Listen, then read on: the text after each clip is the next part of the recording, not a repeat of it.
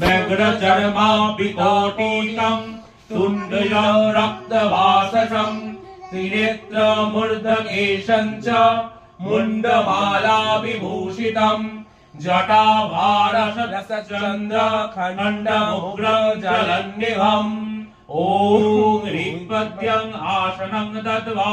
सहस्रारच्युतामृतैः पाद्यं चरणो दद्वात् मनस्तर्गं निवेदयेत् तेनामृतेन आचमनीयं स्नानीयं तेन च स्मितम् आकाशतत्त्वं वस्तं शात् गन्धशाद्गन्धतत्त्वकं चित्यं प्रकल्पयेत् पुष्पं धूपं प्राणान् प्रकल्पयेत् तेजस्तत्त्वं च दीपार्थं नैवेद्यं साक्षुदाम्बुधि अनाहत धनिर्घण्टा वायुतत्त्वं च चामरं सहस्रार भवेच्छत्रं शब्दतत्त्वं च गीतकं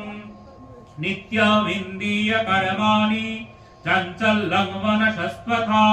सुमेखालं पद्ममालं पुष्पं नानाविधं तथा अमायद्वै भावरच्चयत् पुष्पैरच्चयत् भावगोचरम् अमाय मनहंकार राग ममदं त्वथा अमोहकदम्भं च अद्देशाक्षोभकै तथा